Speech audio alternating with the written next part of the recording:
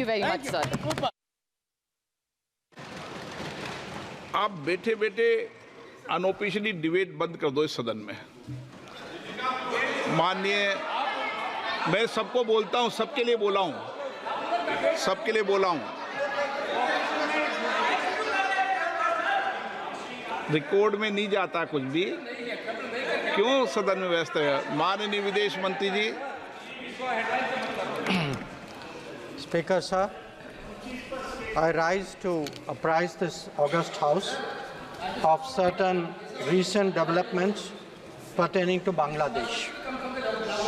As honorable members are aware, India-Bangladesh relations have been exceptionally close for many decades over many governments. Concern about recent violence and instability there is shared across the political spectrum. Speaker, sir, since the election in January 2024, there has been considerable tension, deep divides, and growing polarization in Bangladesh politics. This underlying foundation aggravated a student agitation that started in June this year. There was growing violence, including attacks on public buildings and infrastructure, as well as traffic and rail obstruction.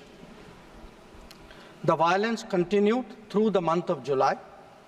Throughout this period, we repeatedly counseled restraint and urged that the situation be diffused through dialogue.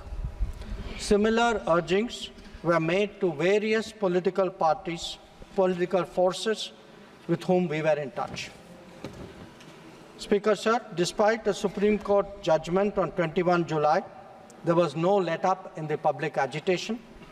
Various decisions and actions taken thereafter only exacerbated the situation. The agitation at this stage coalesced around a one-point agenda, that is that Prime Minister Sheikh Hasina should step down. On 4th August, events took a very serious turn. Attacks on police, including police stations, and government installations intensified even as overall levels of violence greatly escalated. Properties of individuals associated with the regime were torched across the country. What was particularly worrying was that minorities, their businesses and temples also came under attack at multiple locations.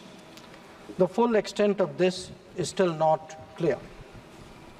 Speaker, sir, on 5th August, demonstrators converged in Dhaka despite the curfew.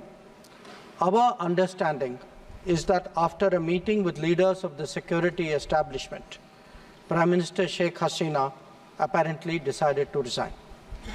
At very short notice, she requested approval to come for the moment to India. We simultaneously received a request for flight clearance from the Bangladesh authorities. She arrived yesterday evening in Delhi. Speaker, sir, the situation in Bangladesh is still evolving. The Army Chief, General Waqaruzzaman, addressed the nation on 5th August. He spoke about assuming responsibility and constituting an interim government. We are in close and continuous touch with the Indian community in Bangladesh through our diplomatic missions. There are an estimated 19,000 Indian nationals who usually live there, of which about 9,000 are students. The bulk of the students, however, have already returned to India in the month of July on the advice of the High Commission. In terms of our diplomatic presence, in addition to the High Commission in Dhaka, we have Assistant High Commissions in Chittagong, Rajshahi, Khulna, and Sylhet. It is our expectation that the host government will provide the required security protection for these establishments. We look forward to their normal functioning once the situation stabilizes. Speaker, sir, we are also monitoring the situation with regard to the status of minorities. There are reports of initiatives by various groups and organizations to ensure their protection and well-being. We welcome that.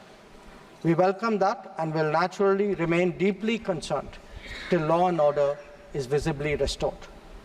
Our border guarding forces have also been instructed to be exceptionally alert in view of this complex situation. Speaker, sir, in the last 24 hours, we have been in regular touch with the authorities in Dhaka. This is the situation as of now. I seek the understanding and support of the House in regard to sensitive issues regarding an important neighbor on which there has always been strong national consensus. Thank you.